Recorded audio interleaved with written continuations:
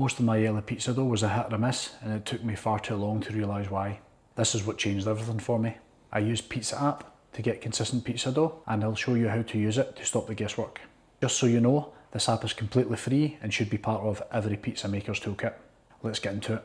So here we are with PizzApp open. I'm actually shooting this on a screen recorder on my iPhone. So in this example, the first thing you need to do is decide how many pizzas you want and when you want to cook them. So basically, if you want to have pizzas for dinner, you work back and how much time do I have, and you adjust the parameters in the app to suit.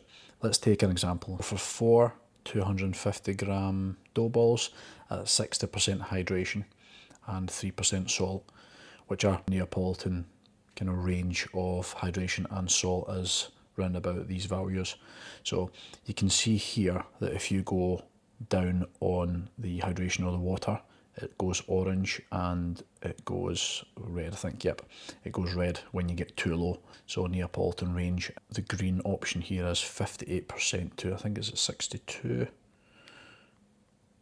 Yeah, 62, but we're going to go for around 60%. You see a lot of pizza content creators online around about the 62% mark, but it just depends on your preference. So we're going to go for 60% water here and 3% salt. Same again with the orange indication, around 3% salt. Now, we want that classic 24-hour room temperature fermentation that you hear about in Italy. One of the reasons for this is the flavour development in the dough. My room temperature is normally around 18 degrees. It is winter, so it's a little bit cooler. So even though the dough temperature is more important, i.e. the actual dough temperature and the time you leave the pizza to ferment, but room temperature is a great place to start to get a reference temperature, so I'm going to go ahead here and select 18 degrees. It's already pre-populated because that's where I like it to be. Room temperature fermentation, 24 hours, 18 degrees. I've actually made the control temperature or fridge temperature 0. From the point of mixing the dough and the yeast, 24 hours, 18 degrees. At that point I'll be baking the pizza, so that's why I've chosen that. At the bottom, my yeast selected here is compressed yeast. So you've got compressed yeast, active dry yeast, which of course you need to mix in with water to activate it. You've got instant dry yeast. I think active and instant dry yeast are fairly interchangeable with a very small difference. If you look at the example here, you've got active dry yeast 0.4 grams and instant dry is 0.33. There's not a massive amount of difference in there, so they are fairly interchangeable. Then you've got stiff sourdough and liquid sourdough options at the bottom as well. So just select which yeast you prefer to use. The app then gives you the total ingredient quantities at the bottom. Here it gives me 613 gram flour, 368 gram water, 18 grams salt, and again, if we go back to compressed yeast, we've got 0.71 gram of yeast.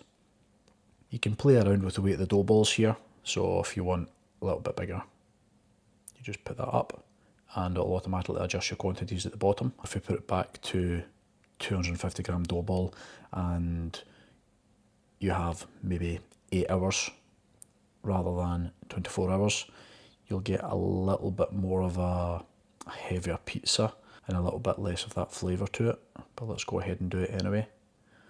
And you can see here you've got 3.46 grams of compressed yeast. For the flour, I recommend a 00 flour. I use Dalla Giovanna La Napolitana. With the water, you can go as far as doing calculations to calculate the water temperature to make sure your dough isn't far too warm when you start your fermentation. But with my room temperature, you won't really go far wrong with lukewarm water. The last thing I want to go into a little bit of detail of is the sourdough. If you go and select LSD, liquid sourdough, it assumes equal weight water and flour within your sourdough. Let's go back up and put the 24 hours back in as we were looking at it first.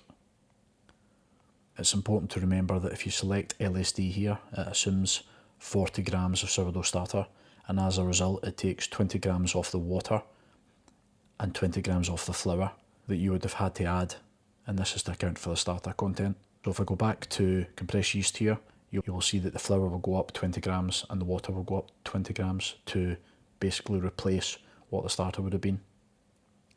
368, 613. That's the basic operations within the app. If you were to look at stiff sourdough, again the app assumes there is a certain ratio of water to flour, so you'd need to make sure that your starter is that ratio, or you would need to calculate the difference. But when it comes to sourdough, I use a 1-to-1, so I just go straight in there with the liquid sourdough option if I'm using sourdough yeast rather than compressed yeast or instant yeast. You can have pan pizza options there as well, which I don't use, but there is facility there for that. There are other options in the menu, for example, using old dough, using a biga, or using a Polish pre-ferment. So there are quite a few things you can play about with. You can also change the temperature to Fahrenheit if you wish. That's it for the basic app run through. PizzApp was a game changer for me by helping me remove the guesswork, and I'm sure it'll help you too. Thanks for watching, and if you enjoy this content, please subscribe to my channel and keep an eye out for future videos.